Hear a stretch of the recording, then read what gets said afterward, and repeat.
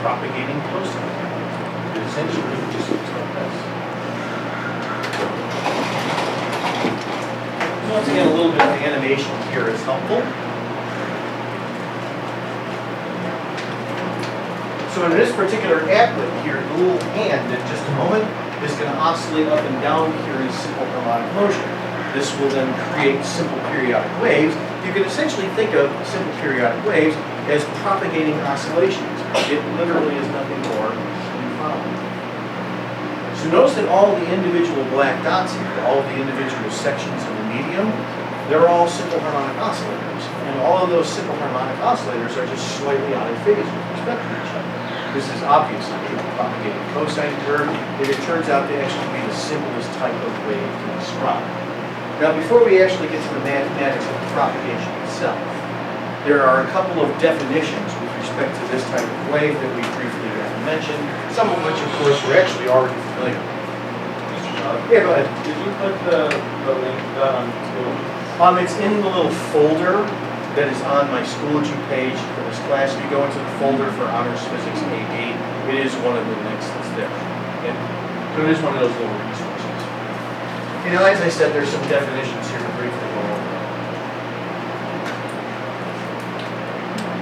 Let's say that we take a look at the wave like it's frozen in the animation here at some instant in time. So right here is the wave itself. So let's say that like it is in the applet, it's propagating to the right-hand side here, and it does so with speed v. Now some of the terminology here, frankly, you probably have already heard. For example, the tops of the waves, like so, are referred to as crests. The bottoms of the waves, like so, those are referred to as troughs. As long as it is, however, a simple periodic wave, mathematically there's actually no difference between the crests and troughs. It's just labeling the top and bottoms of the waves essentially. Now, in a simple periodic wave, it literally goes off to infinity in this direction and infinity in this direction.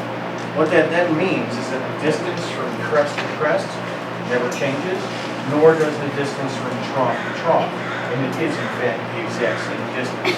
That distance, very important, is given a name. It's called wavelength. So the distance from crest to crest, like so, is the wavelength. We always use the Greek letter lambda to describe the wavelength. That symbol right there is a Cyrillic character. Comes from the Greek alphabet. It's pronounced lambda. So lambda is a distance. It's the wavelength.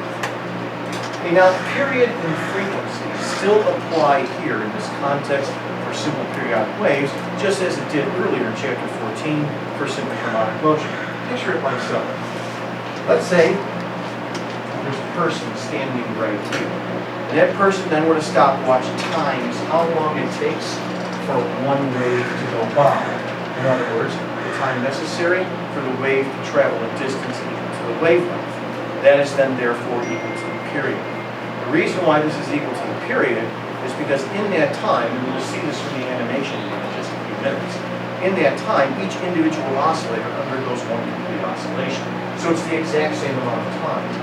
So capital T here is still referred to as the period. That's the time necessary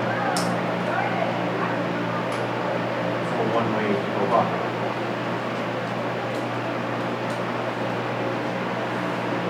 It's also the time necessary for each individual oscillator to complete one full oscillation. Here's what I mean. I'm going to have to reset the analog. Now let's say that I'll initially set it into motion such that we start off with just say a nice cosine curve. I'll freeze it right here for a minute. So, and there's a cosine to start off with. And then what we'll do is we'll just kind of focus in right here on this little section of the medium, and then we're going to let a complete wavelength go on. When that happens, that one little point right there is going to undergo a complete oscillation. Why is that on the top graph? Okay, what they're actually plotting there on the top graph, which I'm kind of ignoring in this description, is they're going to actually plot the displacement of this specific red dot as it oscillates up and down. And they're going to plot its displacement as a function of time. Okay, we're not interested in that, however, in this description. We ultimately want to describe y as a function of x, like so on this graph. We'll get to that a little bit later. But now watch what happens when I set this into motion again, and one full wavelength goes by this location right here.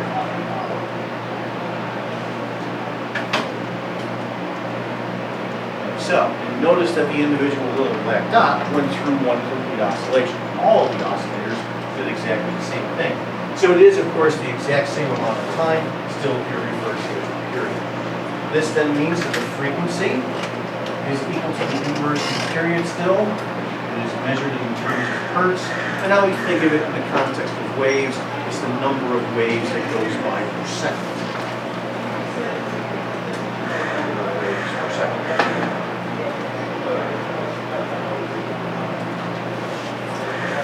Okay, then lastly here, just in terms of the basics, that is with respect to these definitions, we could describe the speed v in terms of these quantities in the following way. Now, speed is just distance divided by time. When talking about simple periodic waves, however, a very useful distance to use is just the wavelength, lambda. And then in the denominator of the expression, time would be the time necessary for one wavelength to go by. That would just be the period. So speed as distance divided by time is wavelength divided by period. More times than not, however, you'll usually see this formula here, not written in terms of the period, but instead written in terms of frequency. The speed of the waves is equal to the wavelength multiplied by the frequency. Once again, all this so far is just defining the terms and describing them. Then what we want to do once again is describe the propagation of this cosine curve as a function of time. We want to find this function that I started to describe at the beginning of the period today. We go about finding this function in a series of a couple of simple steps. Here's how we begin.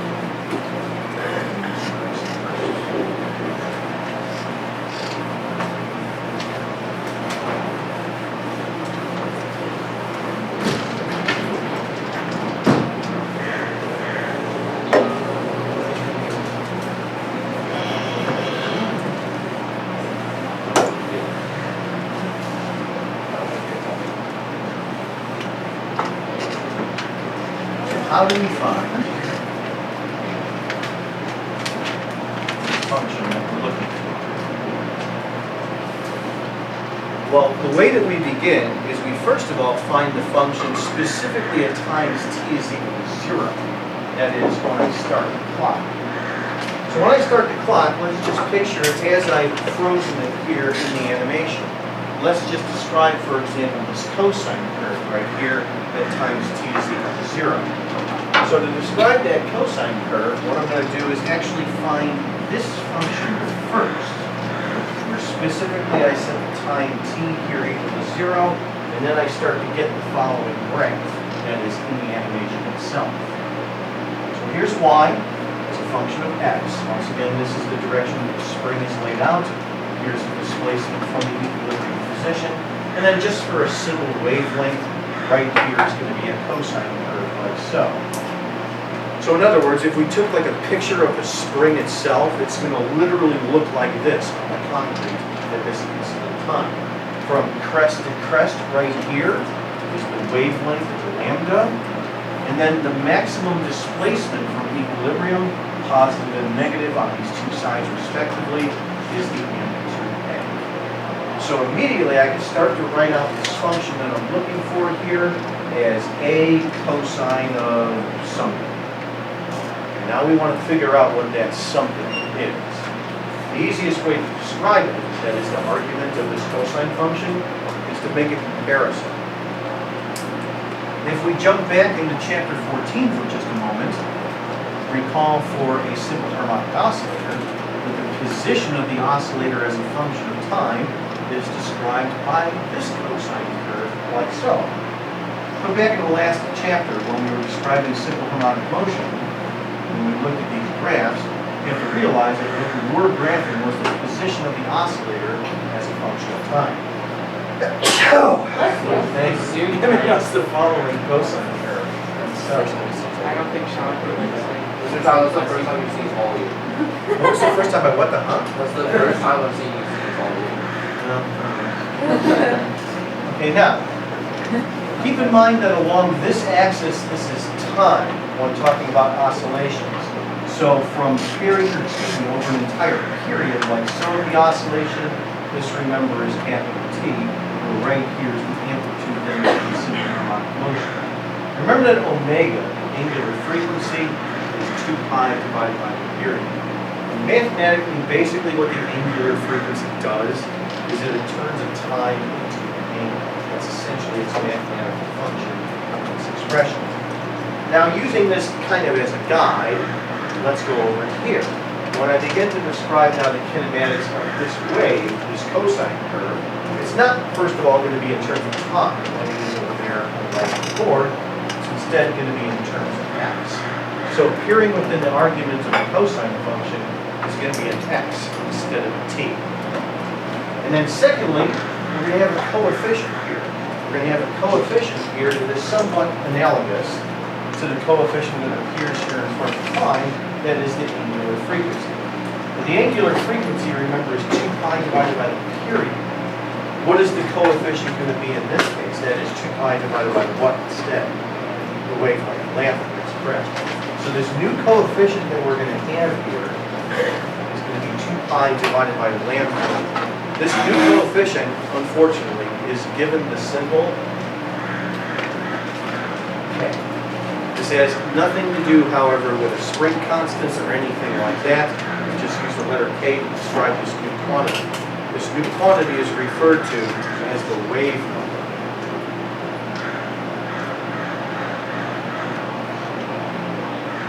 Basically what the wave number does, and that's then what appears here in front of x, in this cosine function, is that it basically takes a distance and turns it into an angle. It behaves much the same way mathematically as the angular frequency did earlier when talking about simple harmonic motion. It is a new quantity, however, so let's just briefly check the units. Notice that it's basically just angle over distance. So angle over distance is written out in terms of radians per meter. Okay, now this is just specific to this moment in time. Before we go any further to see what happens as time evolves, let's just take a look at an example of this function first to make sure we understand what it is. Let's begin our examples with this one.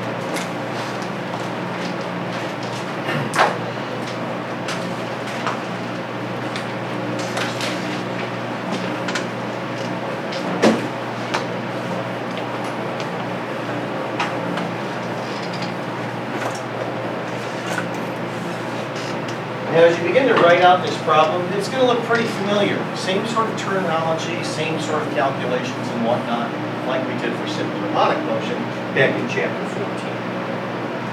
Obviously, simple periodic waves are a natural progression of oscillations. Essentially, what simple periodic waves are is that they are traveling or propagating oscillations.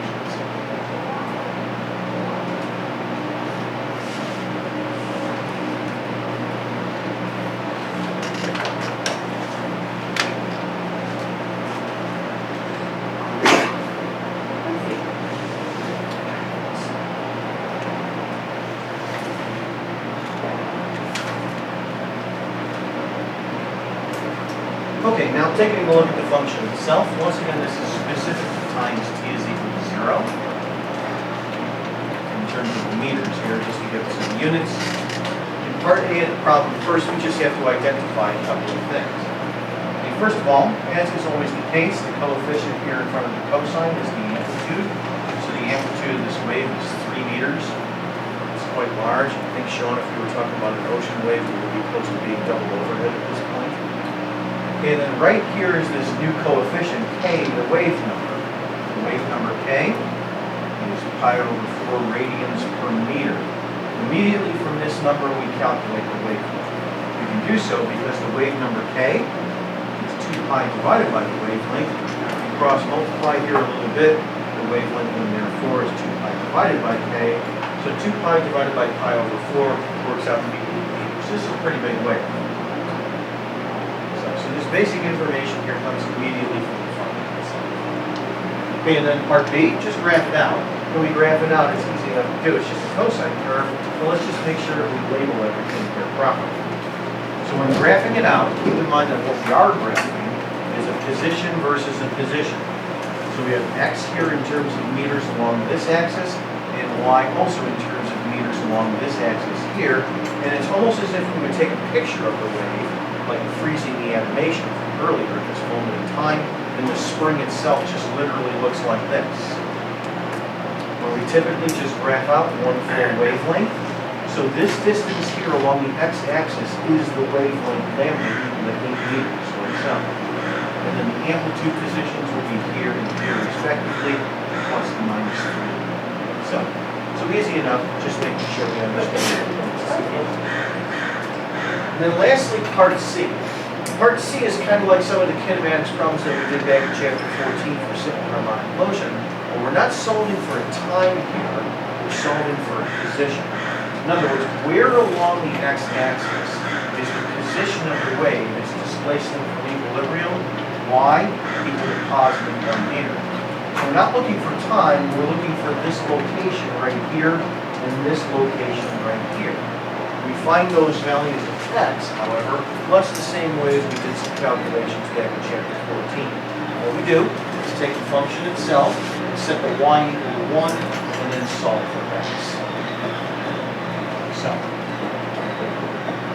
now we still, of course, have to do all of this in terms of gradients on our calculator, but when we do, what we are solving for is x. We're not solving for a moment in time, we're solving for a value of x. So first, divide by 3 on both sides, and then take the inverse cosine on both sides, like so. Then I'll just do the remainder here on my calculator in radian mode. First of all, find the inverse cosine of the third, and then cross multiply by the 4 and the pi, respectively. And this gives me a value of x, it's 1.57 meters. So once again, this is a distance here along the axis that I found. That's this point right here. Wait till I throw this right there.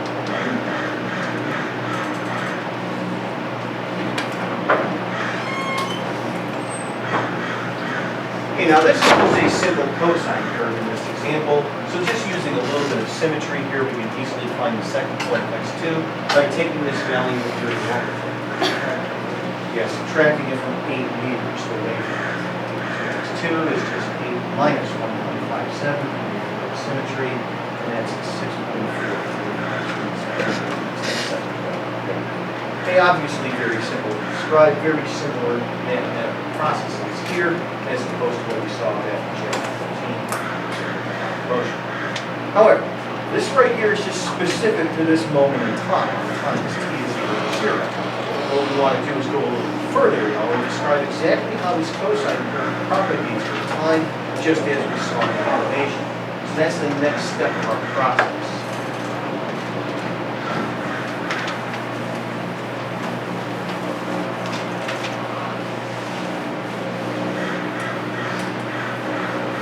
So now we want to ask ourselves essentially and answer the following question. How do we describe waves evolving with time or propagating with time? Same terminology.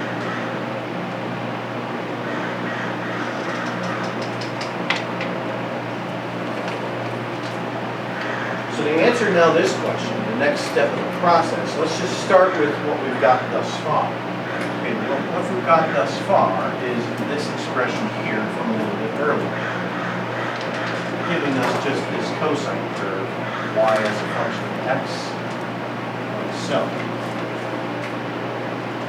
right here once again is just a wavelength lambda. Now even though I'm starting to talk about this in terms of time t, notice that this expression right here, technically speaking, is not a function. This expression right here is just a function of x. So now what I do in fact want to describe is what happens as these waves, say, propagate to the right-hand side at some speed v. I want to figure out then what's going to happen after some time t has gone by.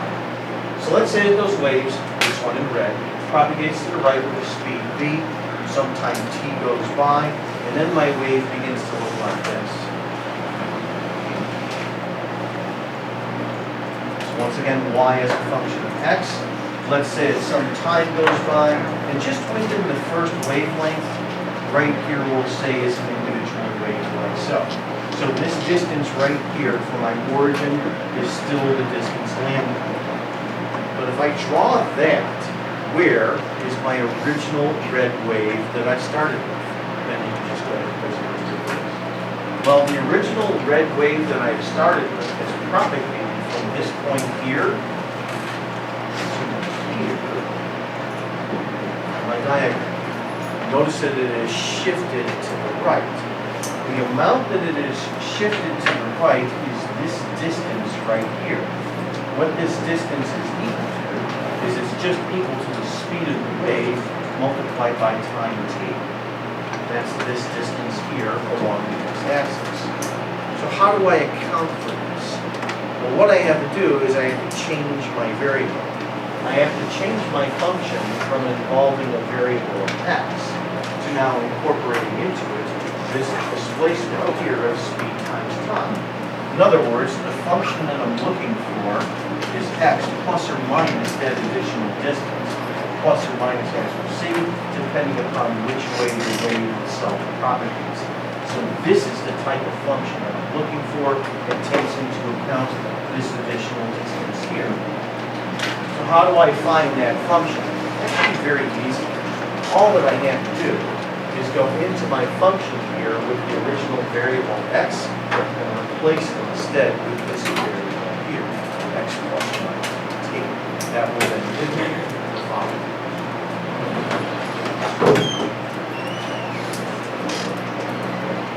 So now the function that we're looking for has to be written out in the following way. I'll use brackets here to illustrate myself. Notice that basically all that I've done there, I've taken the x and I've replaced it with x plus or minus the additional distance now of speed times time. How far the wave is propagated in time t. Okay, now let's just take a look at the argument here of the cosine all by itself. Let's just look at this. So what exactly is this here saying? Well, in order to understand what this says, let me take the k here and distribute it through terms like so.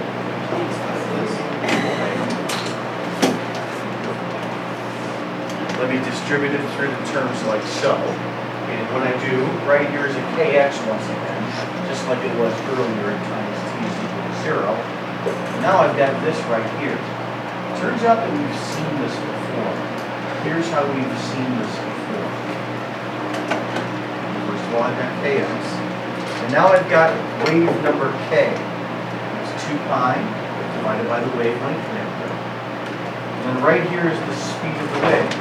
The speed of the wave, however, is equal to the wavelength divided by the period. Like so. If you write it like that, notice what happens to the lambdas. They cancel each other out.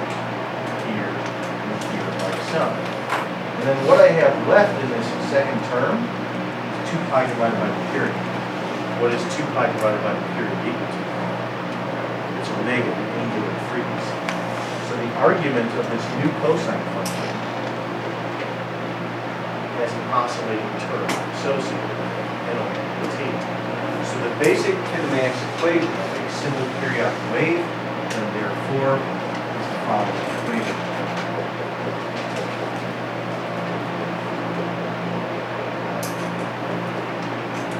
This expression here.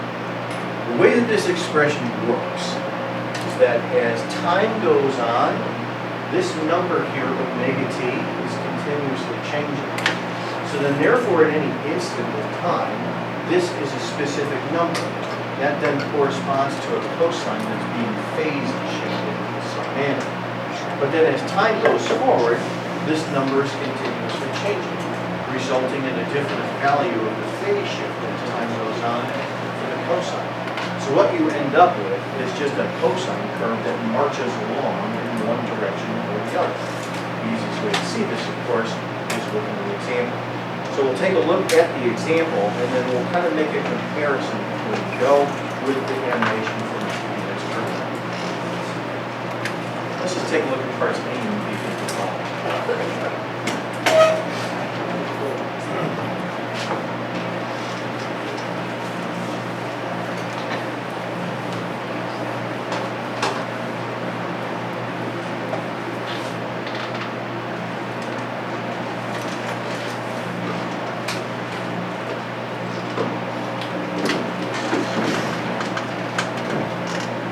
Now, Sean, as we work through this problem, I want you to visualize you sitting on your board, just looking at the cosines coming in.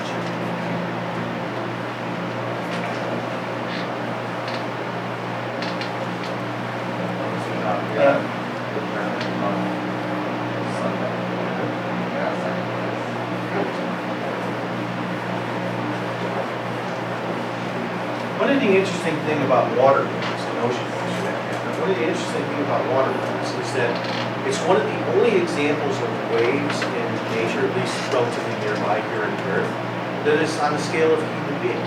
That is, the height of the wave is about the height of a human being. The speed of the propagation of ocean waves as they approach the shore, like when you're surfing, is about the speed of a human being jogging. So it's one of the only examples that we know of locally here on the Earth where the wave itself is on a human scale. All the other waves that we examine are usually too fast to see, or too small to see, etc.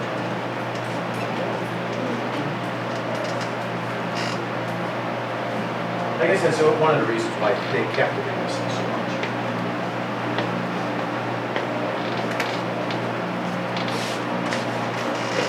And first of all, in part A of the problem, we just have some basics. As we'll see, the basic properties of the simple periodic wave, all of it comes out directly from the function itself. But part B is really the important part, because what we're going to do is we're going to show how the wave propagates over quarter period increments of time over one full period. And as we begin this process, what you will discover very rapidly is that there's actually a really simple pattern that is followed. Okay, now first of all, our function.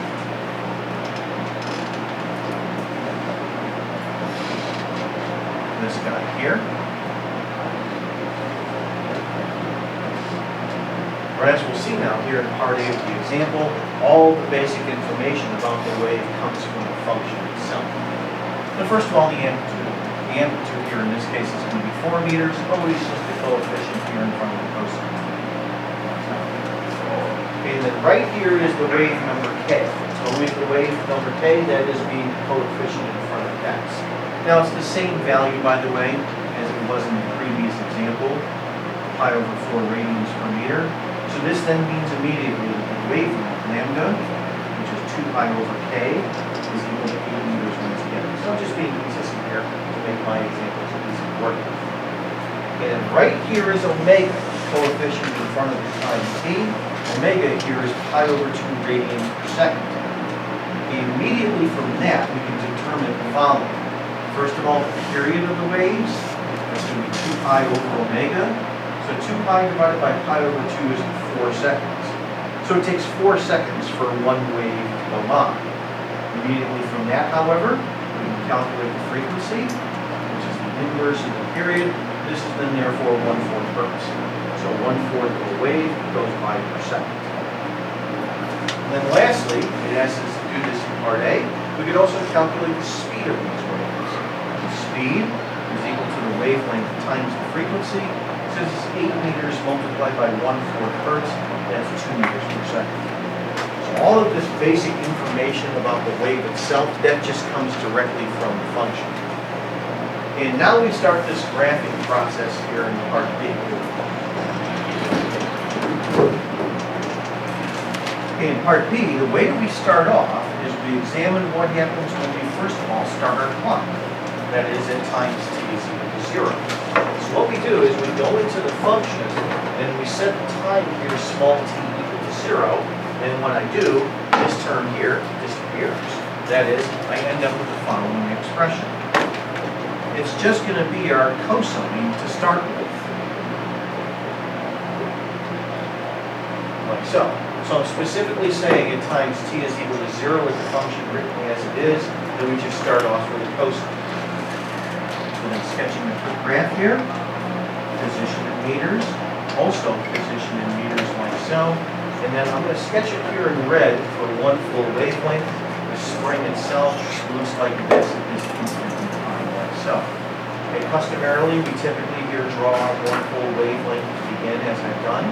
So this distance right here along the x-axis is 8 meters. And then here and here in amplitude positions of 4 and minus 4 in this problem respectively. So, and now what I'm going to do is for the remaining increments of time, so I'm going to follow this red cosine. I'm going to do so for quarter period increments. So let's take a look at the next moment in time. The next moment in time, 1/4 of the period. So this is 1/4 of 4 seconds, which is then therefore equal to 1 second. So now what we do is we go into the function, and we set time t here equal to 1. So when I set time t equal to 1, then I'm going to end up with a minus pi over 2 here in the argument of my cosine function. That'll then give me this.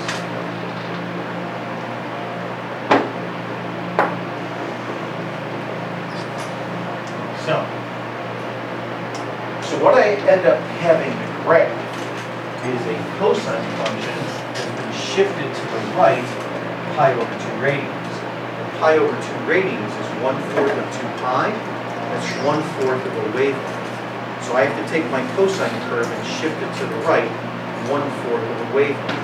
When you do, you get a sine curve. It looks like this.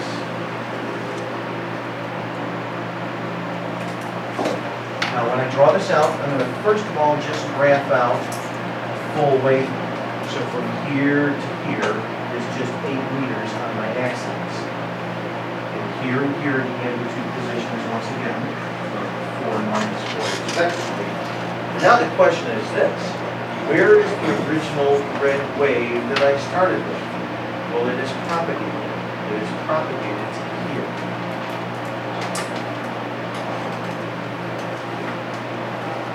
So, notice the distance that it has propagated to the right-hand side. In 1/4 of the period, the wave was propagated. This distance here in green on my diagram, that's 1/4 of a wavelength. That's the basic pattern. For every quarter period increment of time, the wave propagates 1/4 of a wavelength. In addition to that, all the individual oscillators that make up this spring here, they've all gone through 1/4 of an oscillation. So for example, if we focus in on this point right here is oscillated from this point here to this point. It's gone through 1/4 of an oscillation. Now if you're crinkling your nose to this when I describe it here on the board, it becomes actually very obvious and very simple when you see it happen in the animation. So now let's think of it like this. Yeah. Is T the period or is? So capital T is the period. Little t is just this moment in time.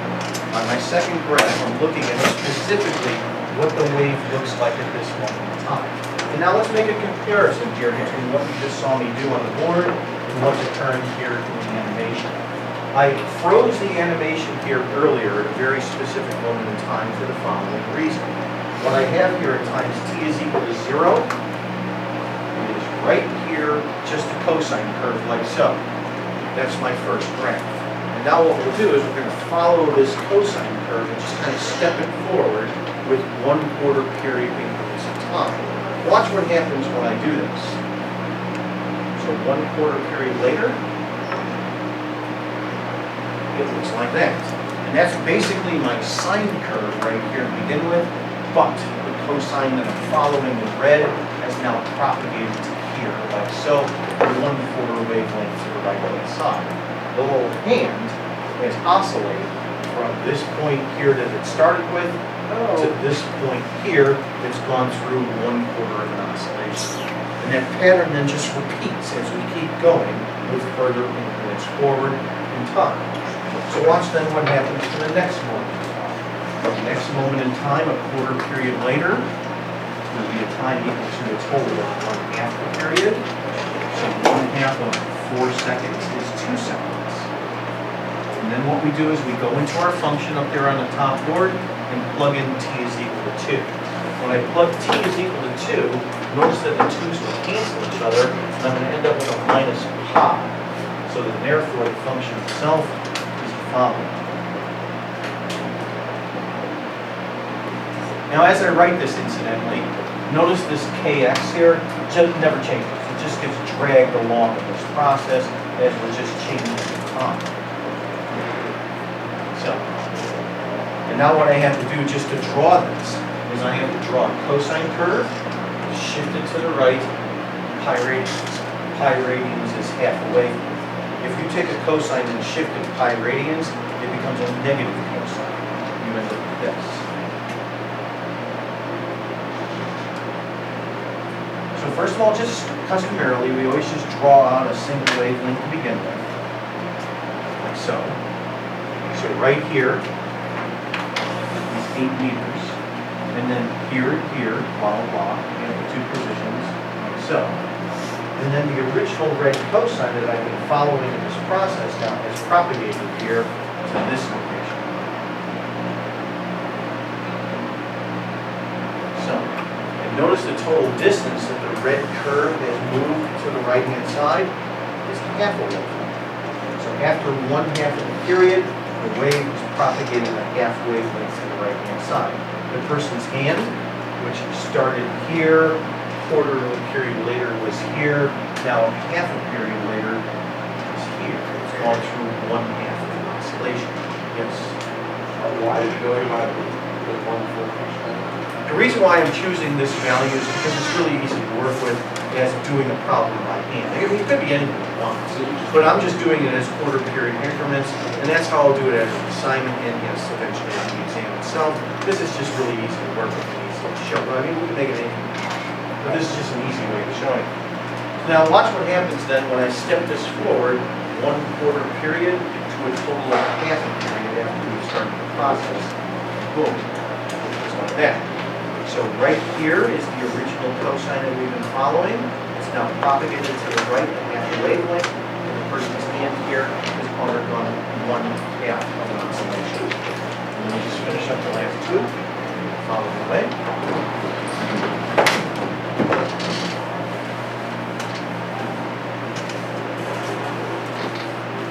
And we need the period here. 4 seconds. And one thing, by the way, I forgot to mention earlier, and just because I'm thinking of it now, this minus sign that we've had here throughout this problem, what this means is that our wave, our red wave, is propagating to the right. That's what this negative sign means.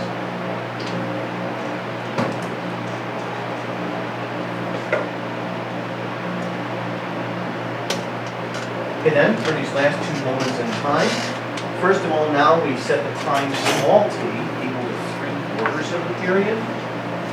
So this is 3/4 of 4 seconds, which is 3 seconds. And then we go into our function and set the time here, small t, equal to 3 seconds. When I do, notice what I'll get here in this last term, it becomes a minus 3 pi over 2. So then therefore the function itself looks like this. Notice that kx just gets dragged along as we go. So in terms of my graph, what I have to construct here is a cosine curve, shift it to the right, 3 pi over 2 radians, which is 3/4 of a wavelength. That's 3 pi over 2 radians, it's 3/4 of 2 pi. When you take a cosine and shift it in this manner, you actually end up with a negative sign. You end up with this. Now, customarily, we just draw on a full wavelength to begin with, like so. Where our distance from the origin right here is the wavelength of 8 meters, and here amplitude positions respectively.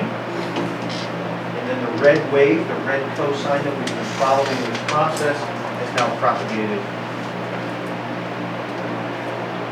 here. And the total distance that the red wave has propagated to the right-hand side is 3/4 of the wavelength.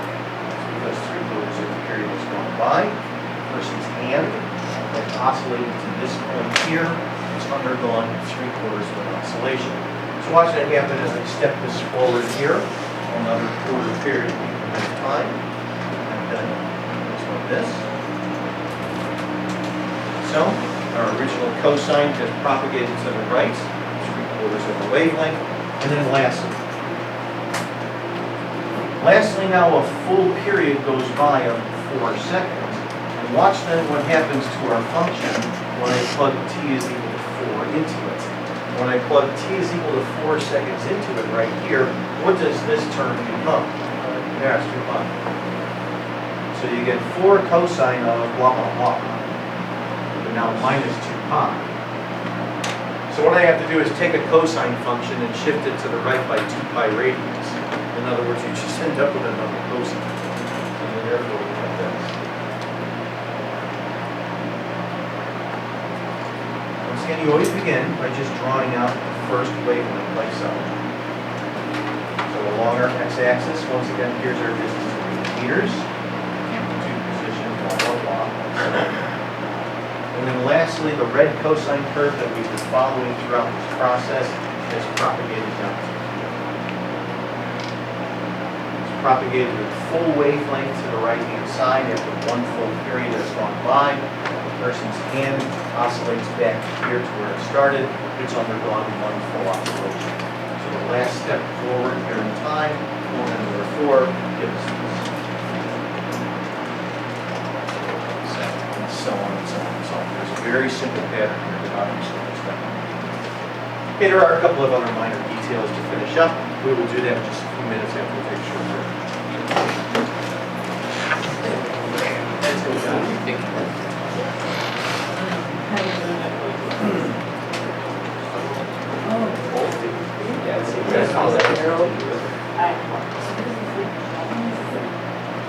There are a lot of problems.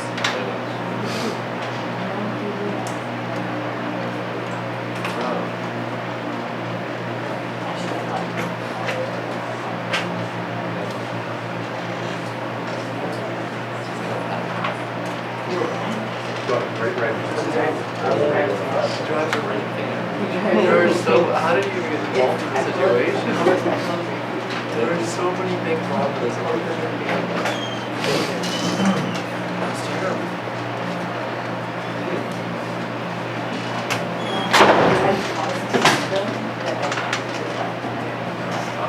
We would leave it on this side, holding us all 2 weeks back. Can that be done so?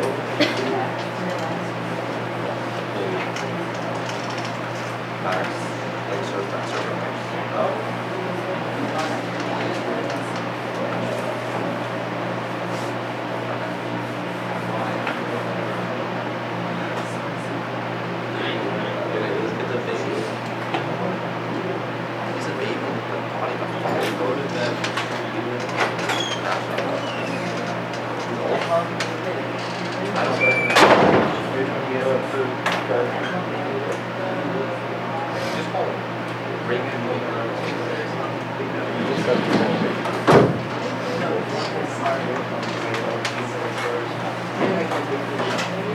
There's so many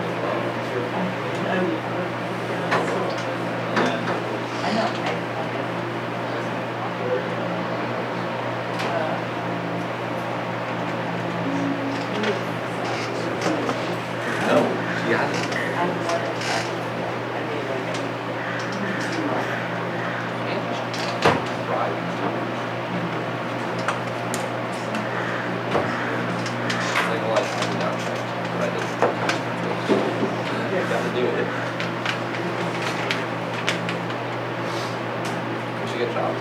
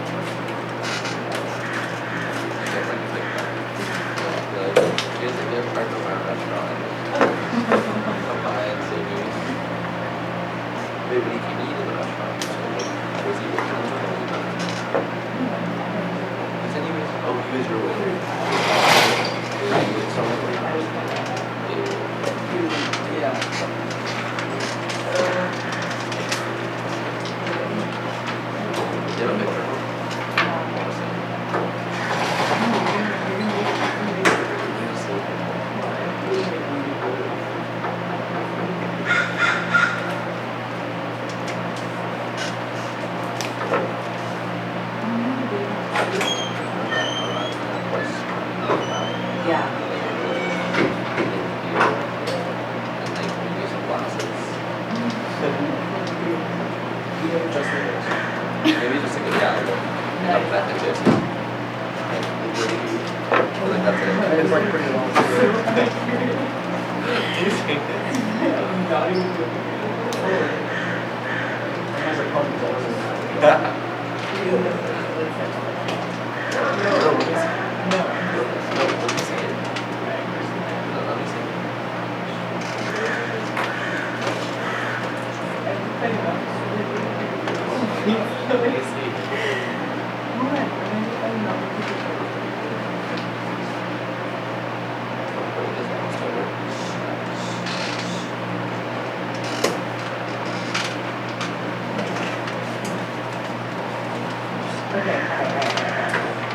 Let me go ahead and finish up.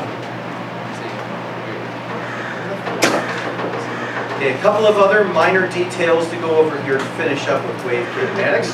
First of all, take a moment here to copy down part C, Sean. Take a moment here to copy down part C, please. Now, part C refers to just a specific moment in time in this problem. I've erased everything else about the problem that is no longer relevant, but I kept that specific moment in time for us to take a look at part C.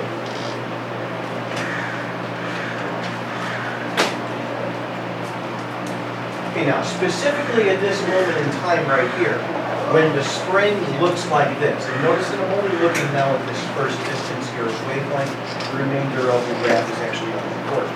Right when the spring looks like this, that is this moment in time, what we want to figure out is where along the x-axis here is the value of y equal to -2 meters.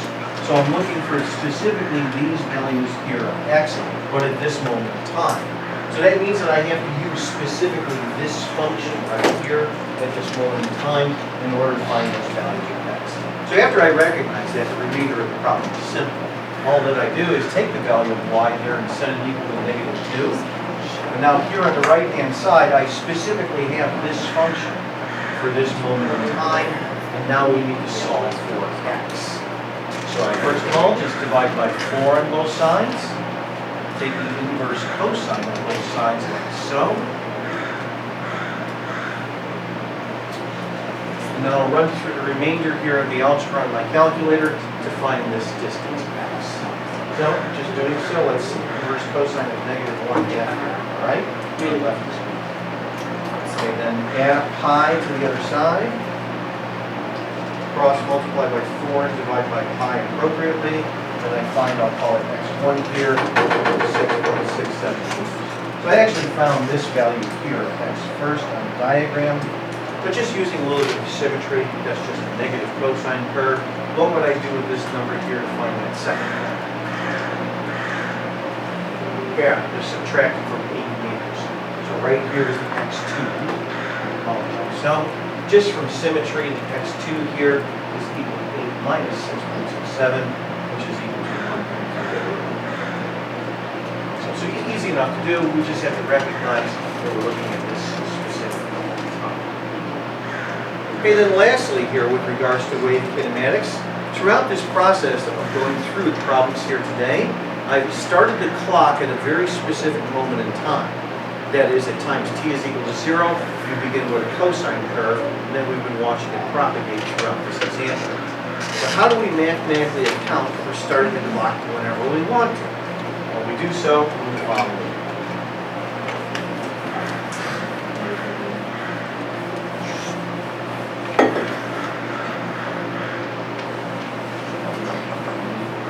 The way that we arbitrarily account for starting the clock is to add an additional term into the argument of the cosine function.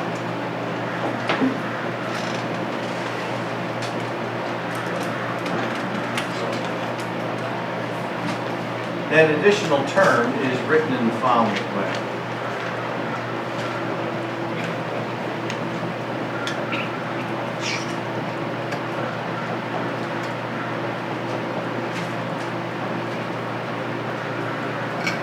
Like so. We have an additional phase angle that is tapped in.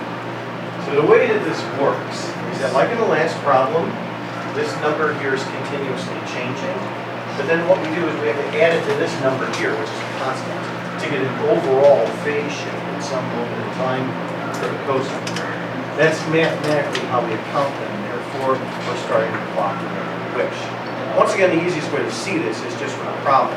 I'm not going to do anything, however, nearly as long as this last problem. What we'll do is take a look at an example where I'll just graph out a couple of moments in time. After I do this, you'll get the idea. Henry? By arbitrarily starting the clock, you mean just any time? So at any time, so it doesn't necessarily have to be a cosine at times. Oh, equals 0. We could already have a phase shift associated with it when t is equal to 0. So that's what I mean by that phrase, arbitrarily starting the clock. So let's just take a look at one more example here. And as I said, I'm not going to keep it as long as the last example. We'll just take a look at a couple of examples. But I did change some things around.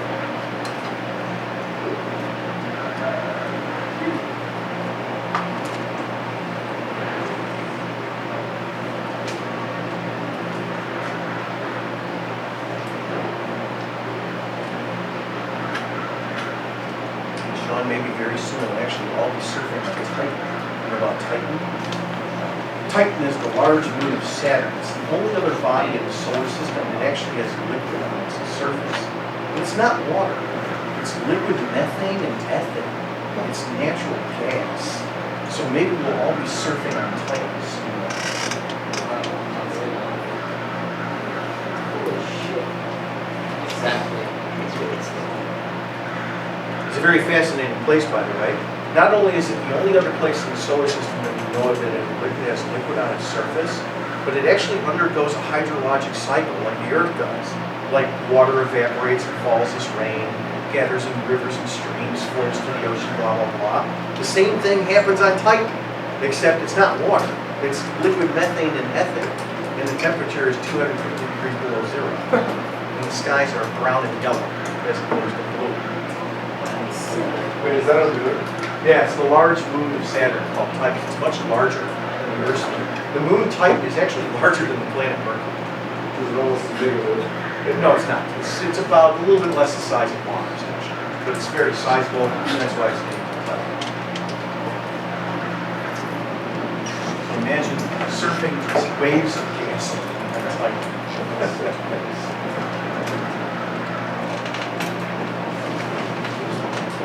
Okay, now, a couple of things about the problem here to finish off are very similar to what we saw in the previous examples, but I did change things up a little bit.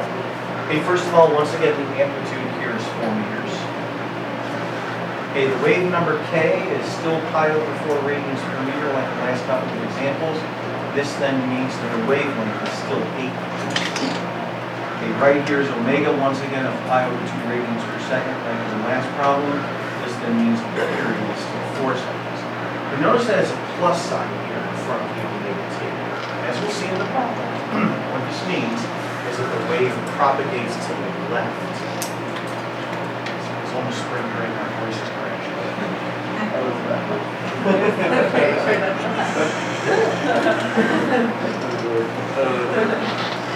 Basically, I don't talk over breaks. So as we'll see, the wave propagates here to the left. And now what we do, we just take a look at 3 over some time here. That's fine for the purposes of this problem. We'll take a look and see what happens if t is equal to 0 first. So when t is equal to 0, this term here drops out, but we still have this remaining. So then therefore we end up with the following function. So I go into the function and set the time t equal to 0. And what I do, and this. So what I have to draw to begin with is a cosine function that is shifted to the right pi over 2 radians. Now notice it looks like I'm contradicting myself. I said a few moments ago that this plus sign here means that the wave will propagate to the left, but the way that I actually have to begin the problem is with a cosine curve that's shifted to the right by pi over 2 radians. This has nothing to do with the omega t. That's already dropped out. In other words, this is what the spring just looks like at times t is equal to 0.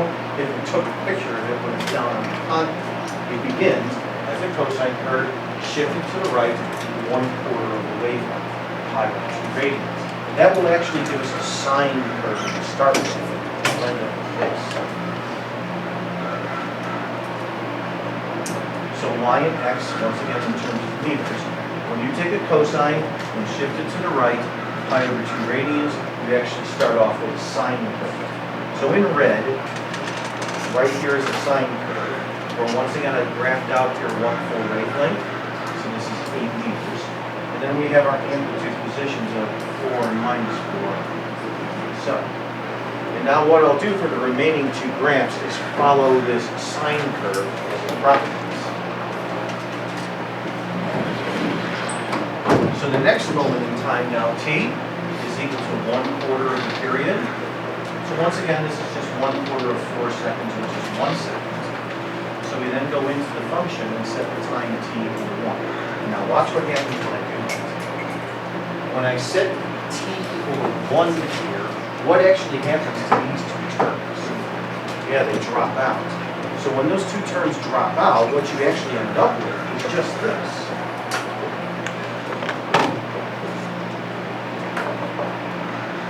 You end up with just a cosine.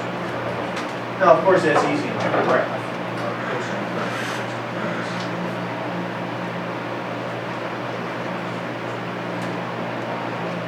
So, well, once again, just starting off, we graph out one full wavelength. Here's the amplitude of 4 and minus 4, etc. Now the question is, all right, well, where is the red sine curve that I started with? Where this propagated? It's right here. So, notice that my red sine curve has propagated to the left 1/4 of a wavelength. So once again, it's the same pattern. That is, a quarter period goes by, the wave propagates a quarter wavelength. In this case, it's to the left-hand side. If we were going to follow the person's little hand like in the animation, this point right here, for example, has oscillated to this point here. It's gone through 1/4 of an oscillation. So it's the exact same pattern, regardless of garbled up trigonometry itself is. Watch then the same thing happen for the last moment in time. So for the last moment in time, t is equal to 1/2 a period. So this is 1/2 of 4 seconds, which is 2 seconds. So we then go into our function and set the time t equal to 2. So when I set the time t here in blue, when I set the time t here equal to 2, notice that the 2's will drop out, and I'll get time minus pi over 2, which is positive pi over 2. So the function there ends up being this.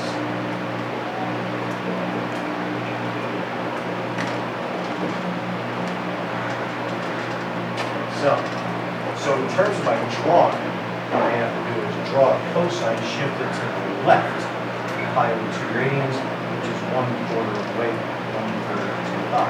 Now when you take a cosine and shift it to the left, pi over 2 radians, what you actually end up with is a negative sine curve.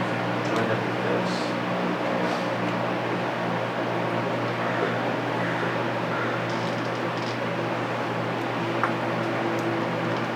So, well, once again, we start off by just graphing a full wavelength. Blah, blah, blah, for the amplitudes like so. But then the red sine curve above that I've been following in this process has now propagated to here. So, notice that the original red sine curve has propagated to the left now, a total of 1/2 a wavelength after the period has gone by. The person's hand is oscillating to this point here. Started here, went here, went here, and it's gone through 1/2 of its oscillation. And that's always the pattern that you follow here, where these nice and simple increments of time. Okay, now, hopefully you were able to get the gist of this pretty quickly as I was plotting through these examples, but of course it does take a little bit of practice.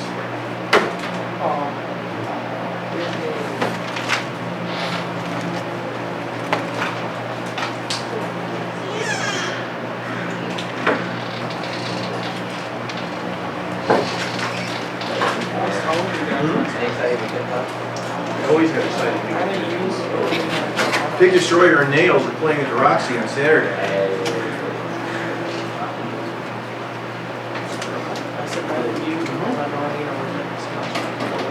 Yeah.